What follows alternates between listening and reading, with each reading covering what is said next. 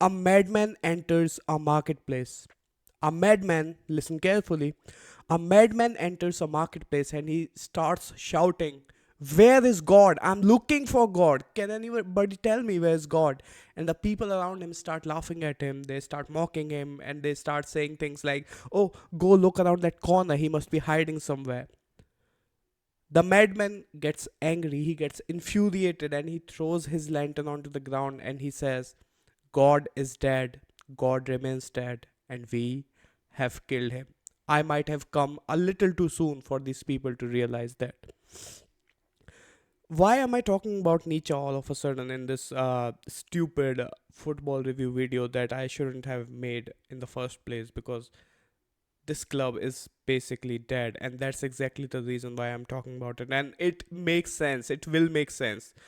Uh, because I gave a lecture on Nietzsche and I couldn't stop thinking about this quote while watching our game against Aston Villa. What Nietzsche meant when he said God is dead, he wasn't talking about the God that an average person has in mind, or the metaphysical necessity, He was talking about the basis of morality, what's right, what's wrong. That basis has disappeared because of enlightenment, scientific rationalism that has spread throughout the society. He was saying that the purpose that drives a human being to achieve its full potential has been lost. And that's exactly what has happened with this club. Last year, when everything was down in the dumps at this club, these players were holding on to something that they considered their purpose. And Postecoglou might have been one of the worst managers. I'm saying, if you consider him, I won't argue about it. He might have been one of the worst managers for Tottenham Hotspur. But there was one thing during his tenure, was that these players had it ingrained in their minds that we have to win this freaking trophy because our fans want it, and we are gonna do it. If manager is hampering, if manager is a pinprick in our way to the trophy, we're gonna take it onto our own hands. And that's what Nietzsche said. Nietzsche said, since God is dead, we have to become an ubermensch. We have to become self-overcoming. We have to take initiative, right? And that's what these players did, and they did achieve the success that nobody was nobody was considering them to be capable of. The same thing needs to be done at this club if there's any chance of survival, or if there's any chance of this club getting out of this absolute dross of a football that we have to watch every single day. The reason I have started this video a little slow with this philosophy that you might not like, because before I go through the bullet points that I've written about the game, I wanted to say something from my heart, and it is more deeper than it actually looks like, because these players now, they don't have that mentality that we are gonna win no matter what the world says. I don't think they have it, and this mentality has been systematically ruined from the manager. Ever since he came at the club, he kept saying, he tried to dilute the expectations. We finished 17, we're definitely gonna lose games, and this and that and all that other crap, he said. And the second purpose that was left with these players was the fans. And now it looks like the link between the fans, their drive to achieve something for the fans, their drive to become uh, a legend of this club, it has disappeared. And we know why it has disappeared. The relationship has been soured beyond belief, and that's why I think this club desperately needs an ubermensch. Now let's start the video, and I want to say something that you must have come across on X, that 6 years ago Tottenham Hotspur were in UCL final and Aston Villa was in the championship. They took risk. Until last year, a lot of people were saying if Aston Villa doesn't finish at a good spot, they're gonna be in financial ruins. The amount of belief their owners showed into the team, they took a risk that not many people do, especially not at Tottenham Hotspur, because 30% of the window is already over, and there's not a single freaking link that we have seen uh, in the transfer market from our club. The only player we have signed is Souza, and I talked about it. I don't think that it shows any sort of intent from the club. We needed a lot of players. We needed a left-footed centre back and a left back. We could have gone for something who was a little more proven, who could fill both of these roles, but we didn't. We went for an injury-prone 18-year-old, and suddenly all the Tottenham Hotspur YouTubers started, watching his highlight reels, and now he's the greatest player to have existed after who was the last left back, good left back that we had at this club? Rose, uh, Trippier, Heung-min Son. I don't know, but I'm talking about the financial risk that Villa took, and our club isn't taking it. So ENIC is at the fault. Stop saying that we need to give ENIC 2.0, 2.0, a couple more windows, because I think the signs are pretty clear. They are very calculated. They don't believe in this club as much as other clubs do. Uh, and just if you look at the short that I posted, it was very depressing. I was talking about throwing away all of the competition other than the league, because I genuinely believe that we will be in a relegation dogfight. Because considering the fixtures that we have in February, we are playing every single big club: Man City, Man United, Newcastle, Crystal Palace, Liverpool, Arsenal. We are playing everyone. So here I am, a Tottenham Hotspur fan who was in UCL final 6 years ago, talking about throwing these cup competitions away to save the league, while Villa, who were in Championship, they are talking about throwing these cup games away to win the league. How how like this club has lost the it has lost the soul. And let's talk more about the game. And I think this is gonna be the last video that I will make criticizing Thomas Frank, because I don't see any valid point that is being made by the people who say that Thomas Frank is the right guy, but the players are not good enough. I don't believe it. Aston Villa is a team that has scored the most goals from that I outside of the box, right in front of the box, right? And we did nothing to stop it. If I get the pictures, I will add them there. But we were still lacking in the basic defensive structure that we needed to do. And I thought that since it's the last video that I'm gonna make about Thomas Frank, I thought let me give a couple of points. I wrote them down here as to why this keeps happening. Why are we unable to defend that area that I'm talking about? So these are the following reasons. After analyzing a lot of games, a lot of teams that have suffered the same thing that we are suffering, these are the few points, these are the few common links among that team that resulted in this continuous conceding of goals from outside the box. The first thing is that zone, that vacuum where opposition players take shots is created by a broken midfield defense link. The link between the defense and midfield, when it's broken, it results in the vacuum that we see. And you must have also noticed the vacuum in the midfield a lot of times. There are a lot of time when we are trying to build up our play from the back and the midfield is almost empty, and we wonder where the fuck are all of our midfielders, where are they? Because goals from outside the box, they almost never happen because the defense is bad at blocking shots. Trust me, a lot of people say why aren't we blocking shots, but I think this is a systemic issue based on whatever I've seen, whatever I've analyzed last night. This zone that I'm talking about, it's called zone 14 in coaching. When your midfield is too high and your defense is way too low, that vacuum appears. The second reason why teams accidentally give up that space, they give up that zone, is that when your midfielders chase instead of screening, that results in completely giving away of that space that I'm talking about. Instead of sitting in passing lanes, they step out to press fullbacks, wingers, or centre backs. That leaves that middle part, the middle area empty. Either your centre backs are protecting the box too much, or your midfielders are just not capable of screening those passes, right?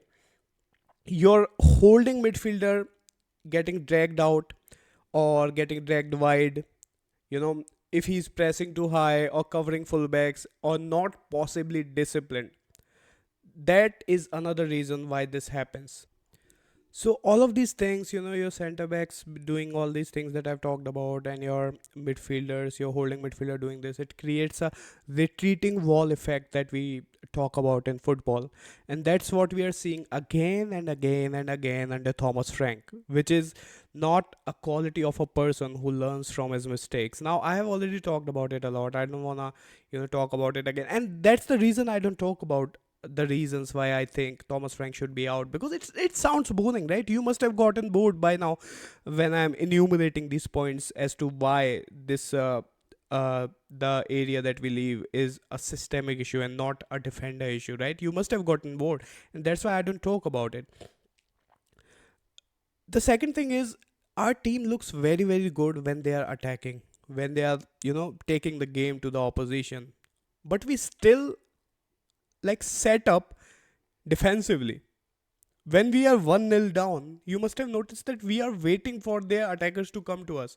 We are waiting for the opposition team to build up from the back. We are always holding back our press. We are never pressing them to our full potential. And when the second half began, the players came to fight, and they did fight. They gave their attackers a hell of a time to build up from the back. We were pressing them.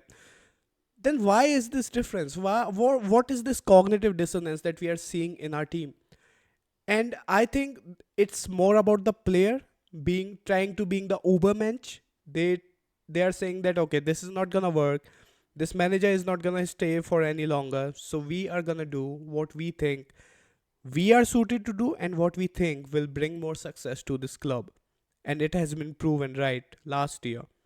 So I think it's more about the players trying to take the game, trying to play the game how they want to play it, than Thomas Frank tweaking the system. As he said, I think in the post match conference, that we want to play like how we played in the second half. No, you don't want to play, because the way you set up the team, the way you ask them, the way you instruct them to defend, the way you instruct your midfielder, the way you instruct your forwards to press, I mean, it doesn't look like you want to do what we did in the second half. Javi and others are a good fit for an attacking outfit, right?